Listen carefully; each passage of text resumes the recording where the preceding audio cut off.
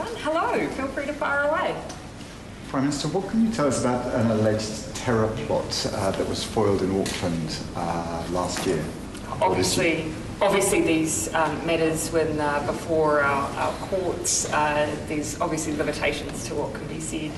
But what I will say is that as a government we've been working hard to make sure that we do as much as we can to intervene early and of course prevent harm coming to New Zealanders. How prevalent is this kind of thing? Look, these are, it's fair to say, not widespread issues, but of course we're very mindful that it only takes one to cause widespread devastation, which is why we work so hard to prevent even one, making sure in particular that we identify early issues of radicalisation and violent extremism.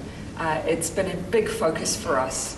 Nevertheless, when you heard about it, how alarmed were you when you heard the details?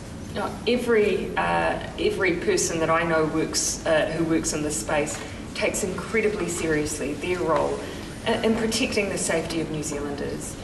We are a country who, relative to others, doesn't experience by and large widespread issues of this nature, but we're not immune to them. We focus very much on prevention. Prime Minister, have you been kept informed about on last night's hit and run incident in Auckland? I do have some details. What have police told you? Look, the details I have are very much around the response and the aftermath of what is an absolutely tragic set of circumstances. I know I'll be alongside every other New Zealander having our thoughts with the family of the police officer involved. Minister, the reappointment of Ardern as Reserve Bank Governor has upset the opposition. Has it become a political appointment? We've worked very hard to preserve what is, I think, a very important principle, which is to ensure that the role of the Governor of the Reserve Bank is not a political role or political appointment. And that's why, of course, we have accepted the unanimous recommendation of the Reserve Bank Board, which was to reappoint the Governor. Of course, it's general practice that governors hold the position, usually for at least 2 terms, and that was what is recommended in this case. Here I would say that my hope is that the opposition will see that our attempts to ensure that there is not the politicisation of the role is our focus, and in fact it's their line of questioning I think is giving rise to that issue. And do you have any response to the review of the Reserve Bank's actions over the past 5 years? Yeah, so I've had a chance, of course, to see some of that, and of course we're all interested in making sure that we learn as much as we can from our pandemic response, both the health response and the economic response, so we can ensure that we're better prepared for the future. The Reserve Bank has gone about their own exercise, and my one reflection would be globally we're seeing the impact of a highly inflationary environment. In our case, unlike many others, we appear to have peaked. That is not the case for many other economies. In our case also, our central bank moved often earlier than many others, but there will always be lessons that can be learned from hindsight. Why aren't you doing anything with Georgie Dancy today?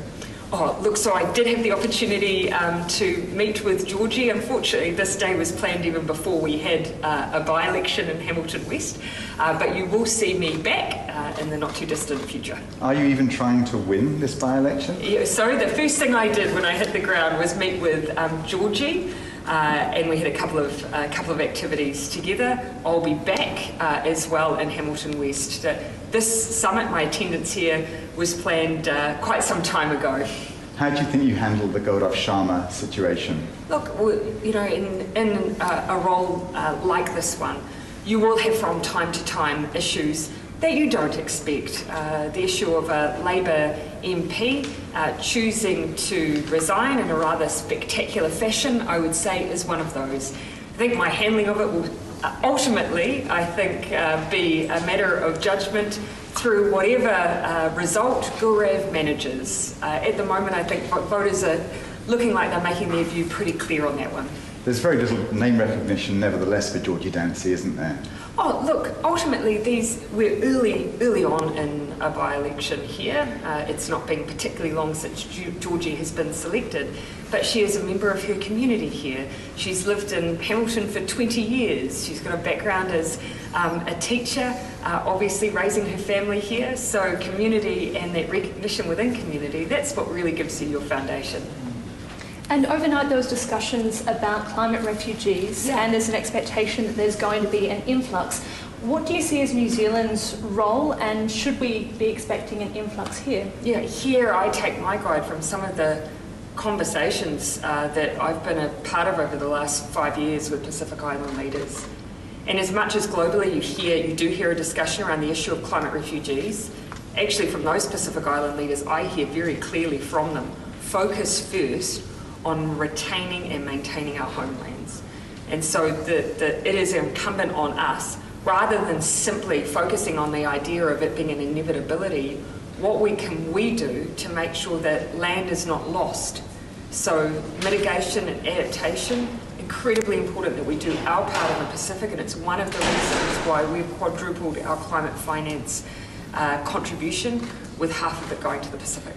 Is the government moving quickly enough on climate change? I mean, its role is to help foster change in the country and in the wider community, and is the government doing enough to do that? Here, we've been working closely with our Pacific communities to identify what are the highest priority projects in the region where we can play a role and make a difference. And I've seen some of those projects, everything from projects to try and reduce down the impacts of coastal erosion to projects that are to try and transition away from fossil fuel reliance. And that has the dual benefit of reducing the costs that our Pacific Island neighbours will be experiencing in the spike in the cost of fossil fuels, whilst also being one way to get to renewable energy as well. So we are, often though, it will take us supporting the development of projects themselves, some of the feasibility work, but we recognise this as one of the greatest roles that we can play in our region. Well, Air New Zealand, for example, is the government supporting Air New Zealand enough in its, attempt to reach zero emissions? I believe so. In conversations I've had with Air New Zealand, one thing that we've done is work hard to try and encourage collaboration in the sector. You'll have heard me today talking about some of the agreement that's been reached between Air New Zealand and Singapore Airlines to try and drive some of that innovation. They, of course, are also incumbent on them as part of their pitch to those consumers who do want to make sure that their tourism experience and their traveller experience is as light as touch as possible. It is incumbent on them to make sure that they're delivering that for consumers. I see them with a very clear eye on that mission. Climate change adaptation has been one of the core topics of the summit today. Yeah. And of course there's been the fund that has been, the applications have opened. What role do you see that fund playing in trying to adapt? And Huge role. One of the core parts of that innovation fund is around encouraging that adaptation. Maybe Minister Nash might like to speak in more detail to that. Absolutely. It's one of the reasons why the fund is here, because we recognise this is a sector of our economy that's been under a little bit of stress. We also recognise it's one of the more innovative sectors of our economy as well.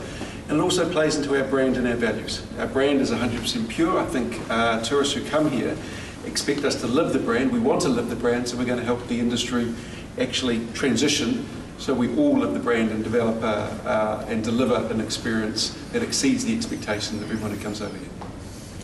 Can the public expect you or other ministers to be pounding the streets of Hamilton West in the not too distant future? We're taking this by-election very, very seriously. Look, in 2017, that was an example of where we were privileged to win government, but we didn't win the seat. So you do see quirks in this in Hamilton West.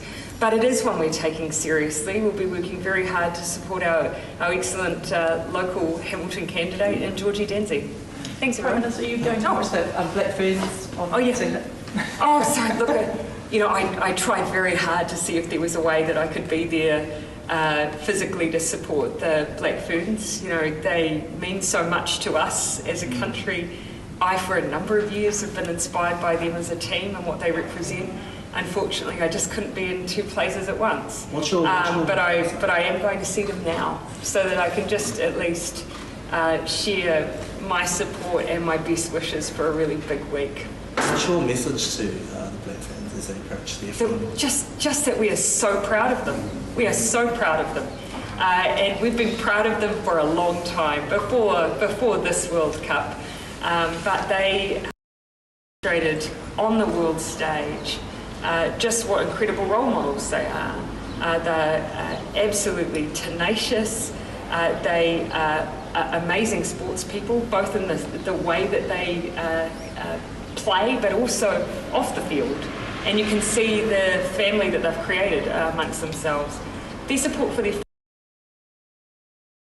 seeing Ruby Tui out there for a really long time, wanting to sign every jersey or every ball or anything that's presented to her because she doesn't want anyone to miss out. That's the kind of spirit you see across all those players. I think they're an amazing team. They deserve all our support. So go and see them. Watch the game in person. Let's break the record again for filling Eden Park. And if you can't get a ticket, watch them on the TV. Prove that these are athletes that deserve sponsorship, that deserve to be treated in the same way that our All Blacks are, because they are damn fine sports people. Anyway, thanks.